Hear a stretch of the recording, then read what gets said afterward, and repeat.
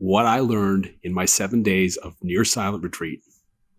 And this is going to rock your world as I sit here in the penthouse suite of probably the tallest building in San Jose, as you can see around me, San Jose, Costa Rica, after 7 days in the beautiful jungle on the Pacific coast, where I was really held in the heart of nature, doing some very deep work, envisioning this next level of what I'm going to be bringing through to the world. And there'll be more information on that. But really, this video is going to focus on something that will allow you to make the most radical and profound changes in your life in the direction that you want to go.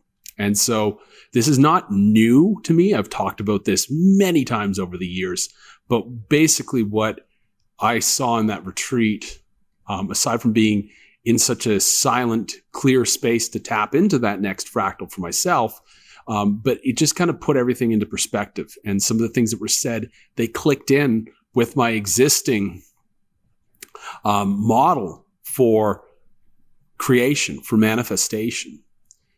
And this is something that I'm always working with because, the work that I do is to help you identify your cosmic blueprint. So you're not just creating a new identity based on the mind or based on our ego, but creating one that actually serves the greater process of divine evolution, not just on this planet, but for our entire universe. So we fit in to the great work that allows evolution to take place. Because if we're not, we're just basically creating more karma.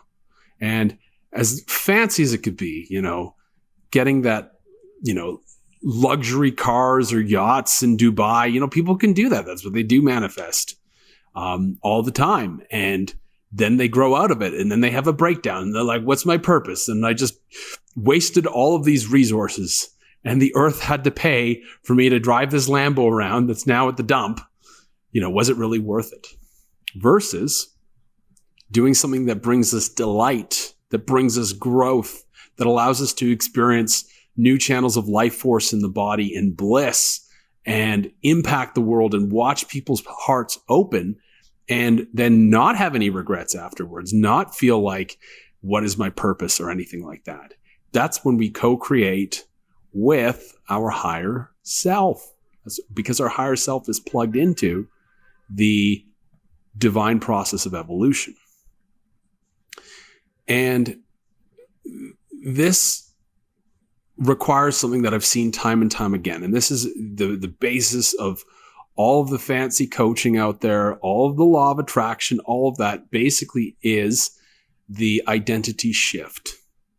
If you want to create something, you need to become the person that has it. And this is what they often say, but it's true because at a holographic level, most people don't have a solid concept of who they are. What I mean by that is they just become sort of an aggregate of the world around them. So when they want things, they're creating from this confused melange of various forces out there so that you can see that you're broadcasting a confused signal, right? Because, let's say they're looking for a divine union partnership, but on one hand, they are flirting with a bunch of people on a dating app, and then they are not taking care of themselves and, improving themselves. And then they're also still talking to an ex-partner. See, they're not acting as the kind of person who would be in a divine union partnership. And I see this a lot. Or they're potentially disembodied and they have intimacy blocks that are running through them. And so it's very easy to find a divine union partnership, very easy. All you have to do is you have to reclaim your sexual energy for yourself. Don't go spreading it out in every single direction. And then harness that energy for greater embodiment. First, moving it through your system, using it to clear out the fear, the trauma, the tension, the conditioning, and to actually give you that feeling of somebody who can show up fully available for somebody else. And of course, we cut out the toxic connections that we might have, anybody that was our ex that was potentially abusive or potentially, we've had bad history with, we don't want them to be lingering in our lives anymore. And then we continue to act, we commit from that place, and naturally we will meet the right person. It's that simple. So that's, the divine union partnership example right there. Let's say we want money. Let's say, this is something that, I'll be honest, it's something that it's part of my template, because I'm here to do big things. I'm here to build and create and travel the world. So that naturally requires resources to do that. And I've been very successful in hitting new incomes that have been much more lucrative and profitable than my corporate career. I don't talk about numbers per se. That's not my style. I don't want to be dangling carrots like that in front of people. But let's just say I have the opportunity to travel and to stay in places that suit my lifestyle, and to say yes on a whim to things like retreats or gatherings or investments and that type of thing. And it allows me a lot of more options and freedom in life because I have the prosperity department sorted.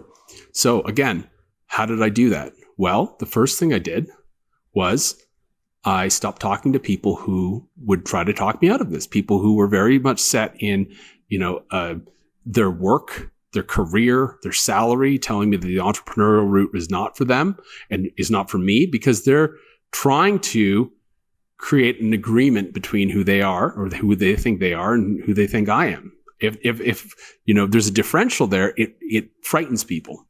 So instead, I started to surround myself with other people who were doing similar things. I started reaching out and I started making more friends with those people. And I tapped into the hologram of what this version of Dave looks like. And this is what I use in quantum rebalancing all the time. And it's not just that, but this hologram also, it's got a physical morphology. It's got a body shape to it. And I've been using this in the last 2 months. I've dropped 20 pounds. So it works too for that. It works for everything. Relationships, generating prosperity, our health, our purpose, being able to enjoy ourselves. Is what we need to be able to do, is to cut through the noise of the distractions of what media tries to sell us, what the advertising industry sells us, what social media sells us, what the algorithm sells us, what Netflix sells us.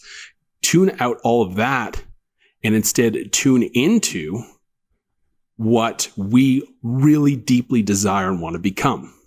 And if we don't know what that looks like, well, there's tools to figure out what that looks like. That's why I created Trifecta. Trifecta is basically this blueprint of what's going to work for you as a unique individual, what's going to make you feel really good, what are going to be the things in your life that you really want, those themes, those characteristics, those places. And it allows you to actually start to dream in that direction. And when you can dream in that direction, that's the first step. That's very good. You have a vision. And that vision, you might think, well, it's up here, but it's holographic material. David Bohm was a neuroscientist, very famous neuroscientist, who was lobotomizing rats, and he removed up to 90% of the brain matter and found, still all of the memories of these rats are intact. And he worked with Niels Bohr to basically develop the holographic brain model, meaning that our memories are actually stored in a field. Our vision of ourselves is stored in a field. It's a morphic field. And Rupert Sheldrake's work around morphic resonance shows that the thing we're tapped into, or the thing we're visioning, is a real thing. It's made out of plasma. Next week, when I'm in LA, I'll be working with the Therify, which is a living plasma consciousness. That is a super accelerator for your vision. If you want to heal, you go into that field and you imagine yourself in perfect health, and you will achieve that much quicker. You go into that field, you visualize your next level of business, and you will download, or your divine union, or whatever you want, because that field is basically a plasma-rich environment. And the plasma is the substrate of the holographic self. So once you're tapped into that holographic self, then your consciousness has already gone there and created this. And then you begin to download the energy and the rhythm of that. And that's where the work is. Now we're crossing the gap between where you are now and where that holographic self is. But just plugging into that holographic self starts to rearrange your simulation of reality. It starts to bring new things into your life that you may not have expected. New opportunities will start to show up, but it's going to make you choose. Do you go with the past programming? Do you go with the old way of doing things? Or do you choose the new incoming way of doing things? Now, this concept doesn't just apply to your little personal life. This applies to the entire collective.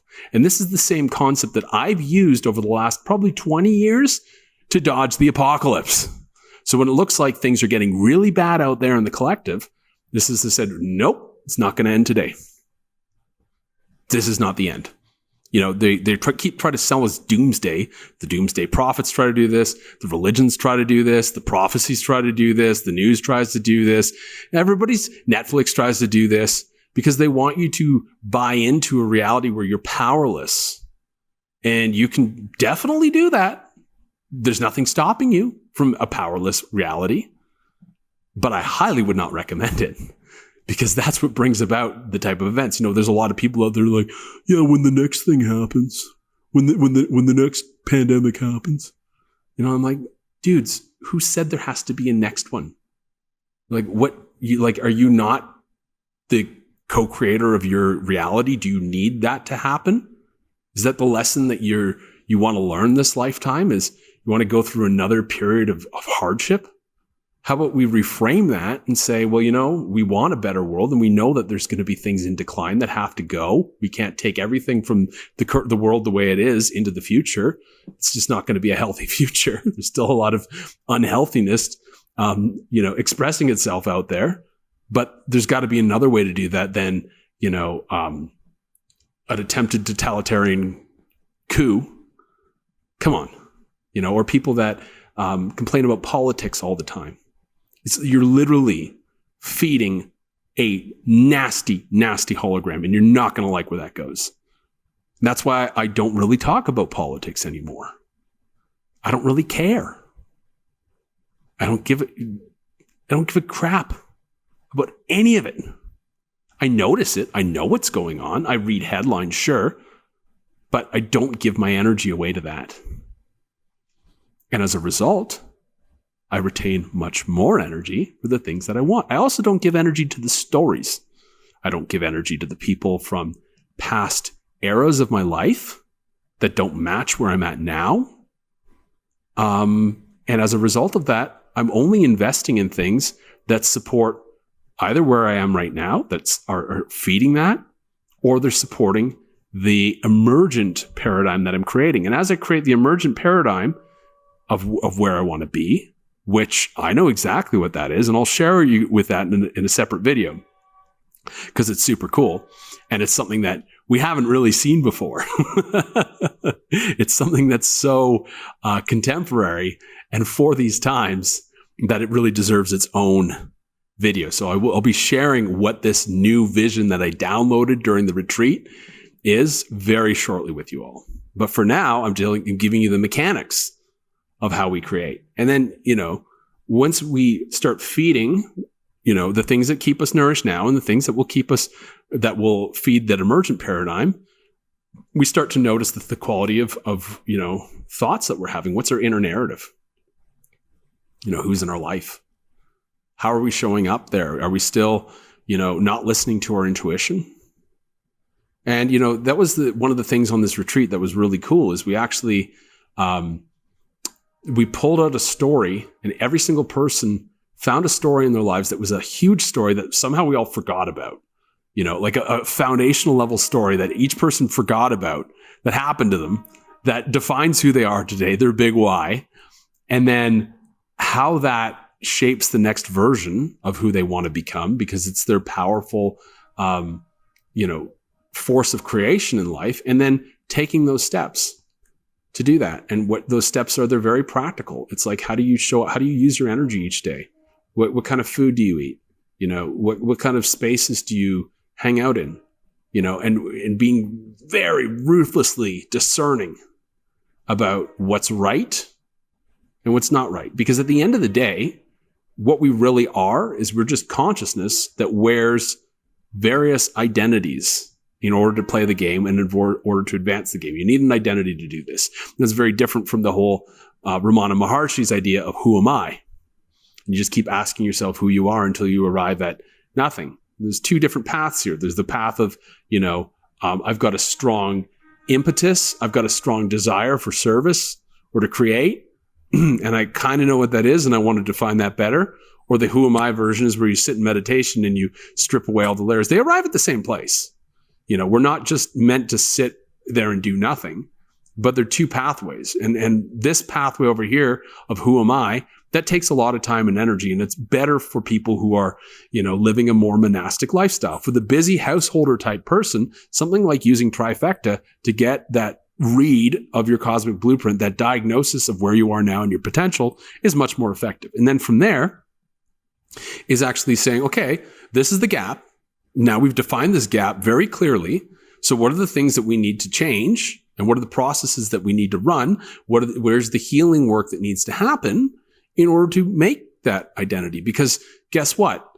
Usually that identity requires more energy from us than we're currently operating with. And we already can source that energy. We have 3 trillion volts of potential within us. But a lot of that is bound up in the stories, in the trauma, in the inflammation in the body, in the emotional loops. And so that's where we need to do the work. We need to retrain our subconscious mind. We need to excavate the negative emotional loops. We might need to exercise our body in new ways, eat different foods, definitely need to heal the epigenetic patterns, the ancestral patterns that are stored in our DNA in order to match that hologram. And the reason why this doesn't happen for most people is because they just don't go deep enough. They really don't. They end with talk therapy, and they don't realize that the real foundational layers are what your pranic body's doing, how life force is moving in your body, and the actual quality of, how fast light is passing through your DNA. What's the expression of your DNA? That's why I love the gene keys. Because the gene keys basically show you for these 64 different codons of DNA, which there are 64 in everybody, is there's different expressions based on the frequency in which light passes through them. And some of them are pretty challenging to go through life, repressive and reactive, and cause a lot of problems. And then the higher expressions of each one are, what we would term enlightenment. It's that simple. And so when we remove those blocks, the ancestral patterns, the past life patterns, and then we support it with a daily practice of breath work or moving prana through the body in various ways, we think positive thoughts. We don't entertain those emotional stories and emotional loops. And we surround ourselves with people who support growth mindset, and we eat the food that our body wants. Well, guess what happens? We become powerful vehicles for creation. I'm not making this up. This is the stuff that I live by that allows me to travel, to be here, to commune with some of the greatest minds on this planet, and to help people every day and love it. I would have never dreamed this 10 years ago with what I was doing. I was working. I liked what I was doing. I was doing, environmental surveys all over the world, but it was still a corporate job. I still dreaded Mondays. And I didn't know I had any other skills at the time. I didn't even believe in myself. And that's when I started learning little by little by little. And then one day came to the point where I said, I can't do this anymore. My body just literally woke up. So I was on a juice cleanse. So I was really in tune with my body. It says, I can't do this job anymore. I've got to go out and I've got to live in this other way. And I didn't have any skills. I didn't understand how it worked. Facebook was just full of friends and family. I didn't have an email list or anything like that. But I learned. I knew exactly what that next step was. What I could envision, what I could dream up. And then I did it in 9 months. And then I let that one go. And I created something new. And then I built that up. And then I said, I want to go really big. And I didn't check in first. And I went and created a whole marketing agency that just fell flat on its face because it wasn't aligned with who I was. So I got my wrist slapped. But on the back end of that, I discovered trifecta.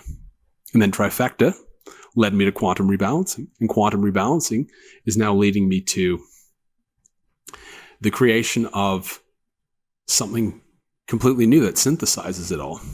And that's really what I wanted to share with you in the new way that I'm working with people. And I'm really here to help activate and realign that leadership potential in those that feel, yes, I'm here to serve. Yes, I'm here to show up full-heartedly to relationships. Yeah, I want to, do the divine work, and I want to be prosperous and well-resourced while doing it. And I'm ready for that, but I also know that there's a couple areas of life that I've got to attend to first. And so it's about defining that version of you in great detail, and then figuring out what's the gap, how to close that gap. And right now, if you want to take this journey with me, it is a little bit more involved. Normally I was doing one-on-one sessions and that type of thing before, but at this point, this is a little bit more involved of a journey, and it starts with 4 sessions done over 2 months. And so this is really a call for those who know that they're close and that they've just got a couple things that they need to really tap into that vision, and then they just need to clear out the stuff that stands between where they are now and that version. And so you can find a link to that in the description below. It's called Encoded for Impact. And this is sort of the primer for that. So 4 sessions done over 2 months. You also get access to me via text messaging, and also to my vault of content where there's the processes that you'll need. So it's a full supported journey for that time. And again, my work right now is for the people who are plugging into the new human template.